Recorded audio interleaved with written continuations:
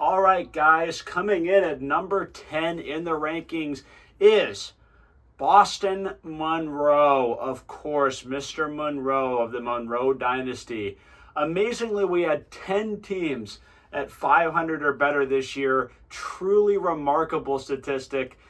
Absolutely wondrous. Everyone was kind of packed in at that 500 mark this year, and so somebody that was 500 had to be punished and given sort of a weak ranking, and it just had to be Boston Monroe. And I remember specifically a couple of weeks back, maybe like 4 to 6 weeks ago, a lot of voices, one in particular who always seems to have something to say about my rankings, complaining that this Boston Monroe squad wasn't ranked higher.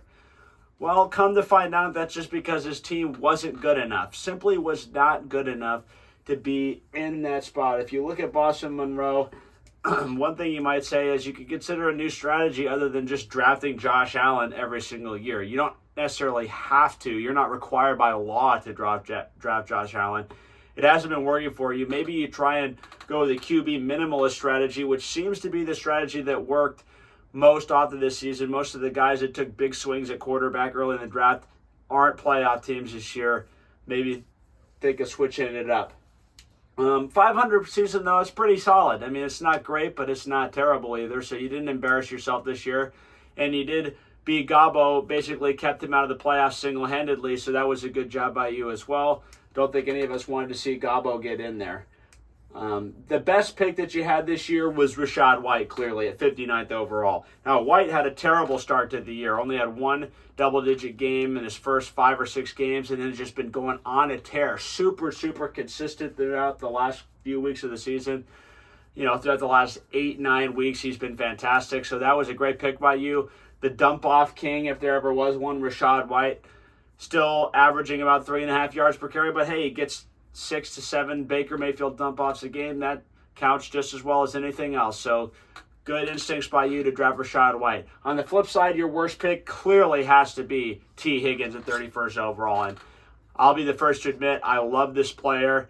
It just didn't work out this year with T. Higgins. The injuries, the Joe Burrow problem early in the season, then Burrow getting injured for the rest of the year. Doesn't seem to have much chemistry with Jake Browning. It's just a bad year for T. Higgins. And Chris Godwin will also be an honorable mention.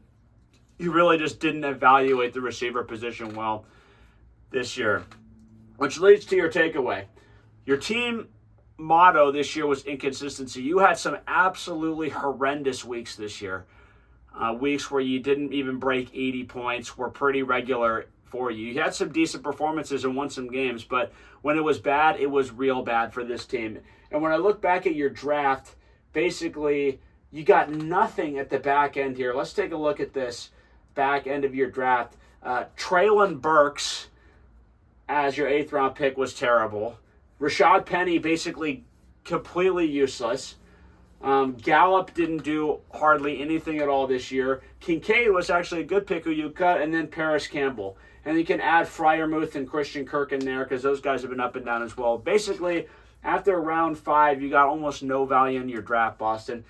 So when you do your draft prep, because you do draft prep, right, Boston? You prepare for the draft. You need to maybe focus on these later rounds because you really lost a lot of value in those rounds. So I know you're one of the league's hardest preppers. You're basically the Ron Jaworski of the league, watching all that film. So keep watching that film, Boston, and maybe you could get some later round picks that actually work out for you this year. With that being said, that's going to wrap it up for number 10. We're going to go to number 9 here in just a few moments, folks. Thank you very much.